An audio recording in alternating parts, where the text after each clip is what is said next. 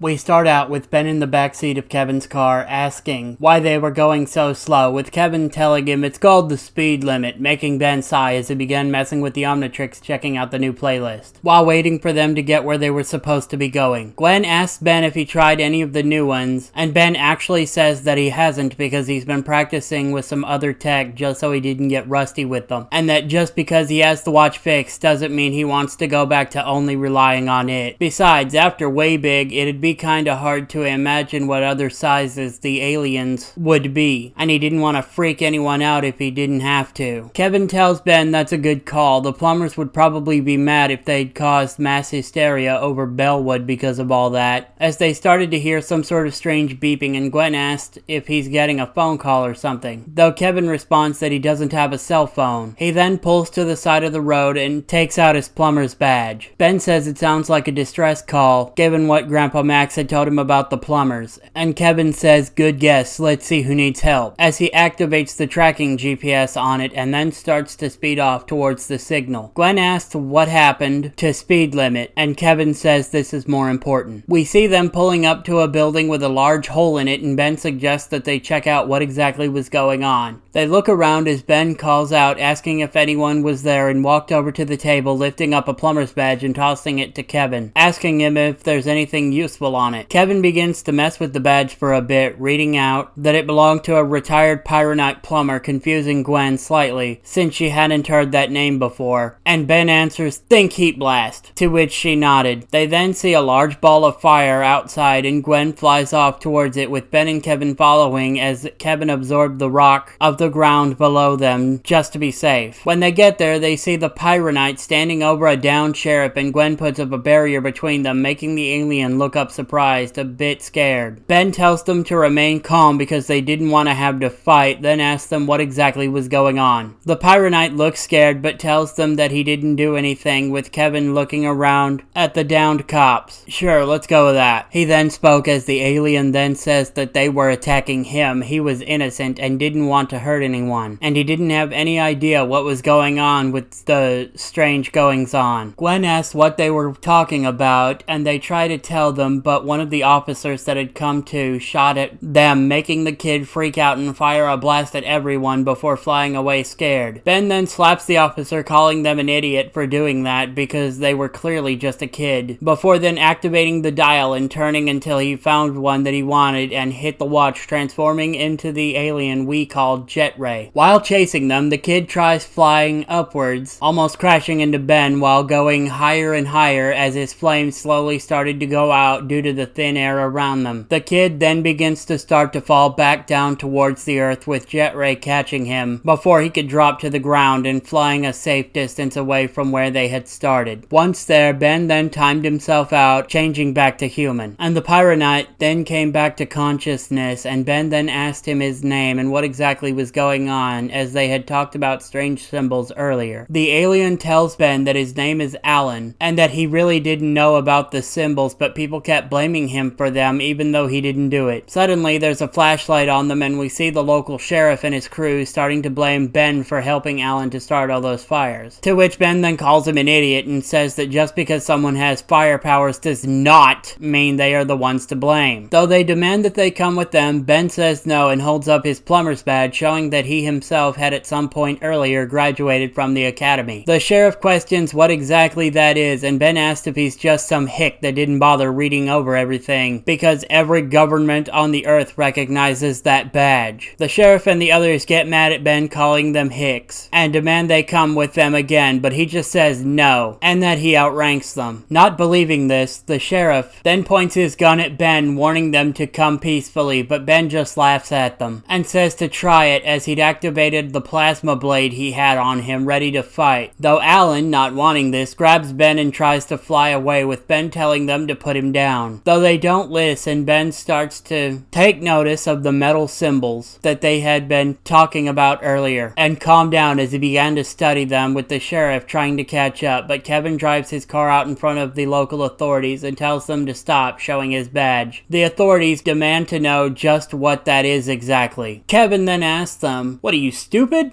Scratch that, your local hicks. Dumb question. Before telling them to check their data records on plumber badges, as he'd began to go with with them to the sheriff department. After Ben and Alan had managed to get away, Alan asked Ben why he helped him exactly, though Ben says that he didn't seem like a bad kid, and besides that, he knew from personal experience that not all aliens were evil, surprising the kid in the process, with Gwen showing up telling them that Kevin was taking care of the cops. Ben asks Alan more about what was going on as he'd begun to tell them everything, and showing them that he was part alien and that his dad was a plumber, but says that the sheriff stole his plumber's badge that his dad gave him, though Ben says it wouldn't be a problem to get it back, and that they should wait for Kevin. After Kevin had explained everything to the cops, he then went to his car telling them to leave the kid Alan alone, direct on plumber orders, and that he'd call them when they were needed, and they nodded. It was amazing how stupid these guys were to never have read through all the special interest records, which was supposed to be part of their training. He'd smack them for not doing so, but anyway, we then get him pulling up to the group with Alan looking scared and reactivating his powers, but Ben tells him to calm down. Kevin walks in and starts to ask what exactly had been going on, and Ben starts to explain everything to Kevin. Ben breaks off a small part of the charcoal on Alan as he says ow, and Ben tells him not to be a baby as he then asks Kevin to come take a look at something and begins to draw everything of what they'd seen while flying over the cornfields. Kevin looks at the pattern with Ben asking if he was correct that it was the same pattern that had been on an Obnurian atmospheric alteration device, and Kevin says that it seemed that way, but it also appears that there were some alterations done to it. Given the designs, that it probably had some magnetic Geneva vein pieces added on to help with balance, and the two begin to go into a conversation about what Ben had seen that had seemed to go over the heads of both Alan and Gwen, as the two just looked at them confused. Ben apologizes and says that basically it seems like someone had started work on a machine that would change the weather around the town, with Gwen stating, "I thought I was supposed to be the smart one," with Ben saying, "You are smart, beautiful," but reminds her that she didn't want to learn about alien tech. We get the scene with Gwen creating platforms for them to walk up like stairs, and Alan asked how exactly they were doing that, to which she tells him magic, but Kevin says that it's alien genetics, though Ben tells him that Gwen doesn't have any alien ancestry and that it was magic because she'd been studying spells since she was a kid, making Kevin raise an eyebrow. Kevin says that he could have sworn that the plumber's record said that Gwen was one of Max's grandkids, and Gwen says that he's like a grandfather to her, but they aren't biologically related, going on to tell him that her dad and Ben's dad were best friends growing up and that Max was like a father to her dad, but they aren't related and they aren't step family or blood related or anything. Kevin then says that he'd need to pass that information on to the plumbers at some point. The group then spots glowing going on at part of the machine, and so go to investigate, finding DNA aliens there. Just as they'd started activating the device, they watched as it extended outwards and unleashed energies into the sky that made it start to snow. Ben says that they'd better handle the DNA aliens fast, and changes into the alien we know as Swamp Fire, and unleashed a gas that made the corn plants attack the DNA aliens, wrapping them up, then begin to fight off the DNA aliens, taking them down rather quickly given they had 4 of them and the Omnitrix fixed. After they were down, Gwen reminds Ben about how cold it was on their ship and suggests that maybe they were making it cold because they needed it to survive. Ben nods, telling her that actually made a lot of sense, and looks at the tower, stating that they needed to bring it down. Ben tells Alan to help Gwen take down the guys at the top, so that he and Kevin can get close enough to take this down. But Alan says he's not sure if he could because he was really bad at flying. Laughing, Ben tells Alan something that he'd learned a long time ago. The next thing we see is Alan riding on a flaming rock and shooting some of the aliens, with Gwen blasting them with a flame spell while flying around the other side, with the two of them helping take down the DNA aliens at the top. Ben and Kevin were able to get to the bottom and begin trying to uproot the device to topple it. Kevin absorbs the metal of the device and slams his feet into the ground to give himself some leverage, with Swamp Fire doing the same except with his roots, and the two working together quickly topple over the large device as Kevin then calls for the sheriff to come to where they were. After explaining the whole situation, the sheriff apologizes to Alan for everything that they had done, and Ben asked if they'd be able to call on Alan in the future if they needed help, to which Alan says that they can, but that he was going to stay to help wrangle up the DNA aliens and any stragglers they might have missed.